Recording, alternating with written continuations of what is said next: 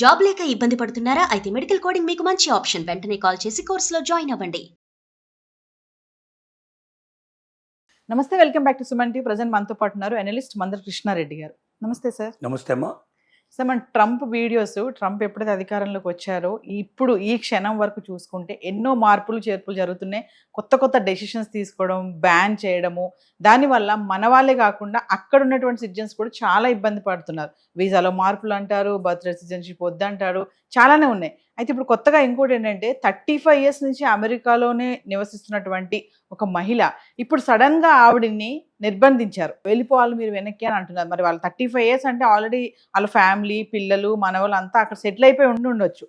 మరి ఒకేసారి ఇప్పుడు ఎందుకు 35 years తర్వాత ఆవిడ నిర్బంధిస్తున్నారు అంటే ఇప్పుడు దీనికి వెనక ఒకసారి బ్యాక్గ్రౌండ్కి వెళ్ళి మనం చెక్ చేస్తే డీటెయిల్గా మాట్లాడుకుంటే సార్. ట్రంప్ తీసుకున్న నిర్ణయం ఎంత కఠినంగా ఉందో మూలాలు వెతికి మరి ఇప్పుడు ఉన్నటువంటి వాళ్ళు H1B వీసా మీద వెళ్ళిన వాళ్ళు సిటిజన్షిప్ లేక వాళ్ళు అలాంటి వాళ్ళు కొంతమంది వెనక్కి పంపించడానికి ప్రయత్నం చేయడం అనేది వలసవాదుల్లో ఇప్పటిదాకా మనకు తెలుస్తున్న విషయాలు. కానీ వలసవాదుల్లో వాళ్ళు వచ్చినప్పటి నుండి అది ఎన్నేళ్ళైనా సరే ఏమైనా వాళ్ళ దగ్గర తప్పులు ఉన్నాయా, పొరపాట్లు ఉన్నాయా, వాళ్ళు చట్ట ప్రకారం దొరికే అవకాశం ఉందా చెక్ చేయమని చెప్పి అలాంటి వాళ్ళ మూలాల్లోకి కూడా వెళ్ళి ఆ దేశం నుంచి బహిష్కరించడానికి ప్రయత్నం చేస్తున్నానికి ఒక మంచి ఉదాహరణ మీరా బట్రా కేసు. 1980sలో ఈవిడ అక్కడికి వెళ్ళింది. 1990లో ఈవిడ యాక్చువల్గా ఒక కోర్టు లోపల అనువాదకురాలుగా జాయిన్ అయ్యింది. లాంగ్వేజ్ ట్రాన్స్లేటర్ కింద జాయిన్ అయ్యింది. ఏ కోర్టులో అయితే తను జాయిన్ అయిందో అదే కోర్టులో తనకి ఎగనెస్ట్గా ఒక కేసును ఫైల్ చేసింది. తన మీద ఏవో తప్పులు పొరపాట్లు చూపించేసి 2000 yearలో ఆవిడ దేశాన్ని బహిష్కరించి దేశం నుంచి వెళ్ళిపోవాలని చెప్పి ఆర్డర్ ఇచ్చారు. కానీ ఆవిడ ఈ దేశం నుంచి బయటికే వెళ్ళలేదు, ఆ దేశంలోనే ఉంది. 4 పిల్లల్ని కంది అక్కడ. అందరికీ సిటిజన్షిప్ వచ్చేసింది. భర్త, పిల్లలు అందరూ సిటిజన్షిప్లో ఉన్నారు. 35 ఏళ్ల తర్వాత ఈ కేసును తిరగదోడి ఆవిడని అరెస్ట్ చేయమని చెప్పి ఆవిడ దేశం నుంచి బహిష్కరింపజేయాలి, బడి పంపించాలని చెప్పి డెసిషన్ తీసుకున్నారు.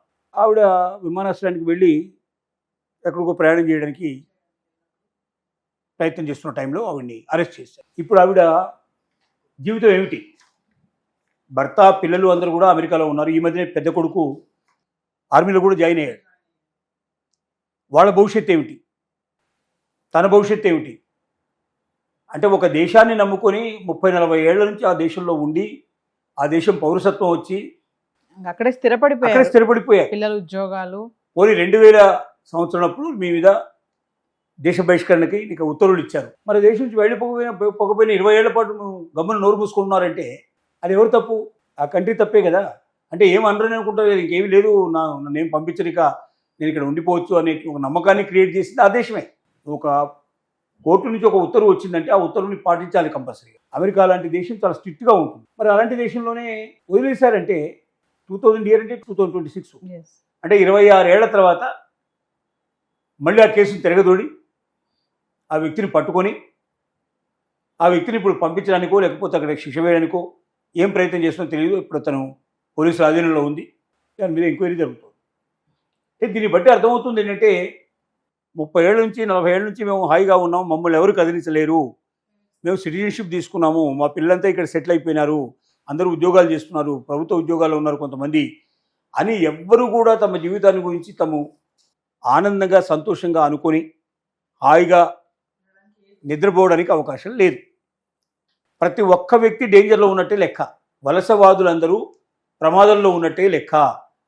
మీ జీవితంలో 30 ఏళ్ల క్రితం 40 ఏళ్ల క్రితం జరిగిన సంఘటనలు కూడా తోడి మిమ్మల్ని ఆ దేశం నుంచి పంపించడానికి ప్రయత్నాలు జరుగుతున్నాయనే విషయం ప్రతి ఒక్క భారతీయుడు, ప్రతి ఒక్క వలసదారుడు, ఏ దేశం నుంచి వెళ్ళినవాడైనా సరే అర్థం చేసుకోవడానికి ఈ కేసు ఒక కేస్ స్టడీ కింద, ఒక ఉదాహరణ కింద మనకు ఉపయోగపడుతుంది. ఎందుకంటే ఒక స్త్రీ 40-50 ఏళ్ల క్రితం 83లో తను వెళ్ళి అమెరికా లోపల సెటిల్ అయింది.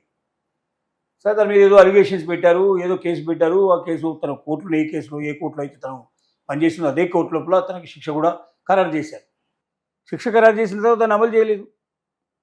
ఆవిడ అక్కడే ఉంది, పెళ్లి చేసుకుంది, పిల్లల్ని కంది, పిల్లలు పెద్దవాళ్ళు అయ్యారు, వాళ్ళు ఆర్మీలో జాయిన్ అయ్యే పరిస్థితి ఏర్పడింది. ఇంత సిచ్యువేషన్ జరిగినా కూడా ఇవాళ కూడా వెంబడించి పట్టుకొని ఇప్పుడు పోలీసులకి హ్యాండ్ ఓవర్ చేసుకున్నారంటే ఏ ఒక్క వ్యక్తి నిర్భయంగా బతకడానికి అమెరికాలో అవకాశం లేదు.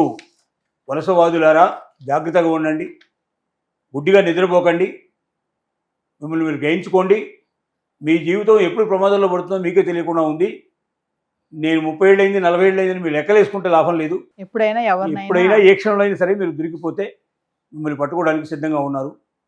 కాబట్టి దీన్ని బట్టి మిగతా వాళ్ళు జాగ్రత్త పడడానికి ఇది ఒక కేస్ స్టడీ కింద ఉపయోగపడుతుంది. అయితే ఇక్కడ హైబియస్ కార్పస్ అని అంటున్నారు కదా సార్, అంటే హోమ్లాండ్ సెక్యూరిటీకి నిర్బంధనలు తీసుకున్న వాళ్ళకి వ్యతిరేకంగా హేబియస్ కార్పస్ ఎవరు ఇస్తారంటే కుటుంబ సభ్యులు ఇస్తారు. ఇప్పుడు కేసు కుటుంబ సభ్యులు ఏం చేశారంటే, మా అమ్మని ఎత్తుకుపోయారు, ఎక్కడుందో తెలియదు, 24 గంటల లోపల కోర్టు ముందు ప్రవేశపెట్టమని చెప్పడానికి హేబియస్ కార్పస్ ఎప్పుడు ఇస్తారంటే, ఒక వ్యక్తి కనిపించకుండా పోతే ఆ వ్యక్తిని మాకు కనిపించేట్టు చేయండి, అసలు ఎవరిని అరెస్ట్ చేశారా, ఎవరిని దొంగతనం ఎత్తుకుపోయినారా, ఎవరిని కిడ్నాప్ చేశారా, ఏమీ తెలియదు మాకని చెప్పి కుటుంబ సభ్యులు వేశారు కేసు.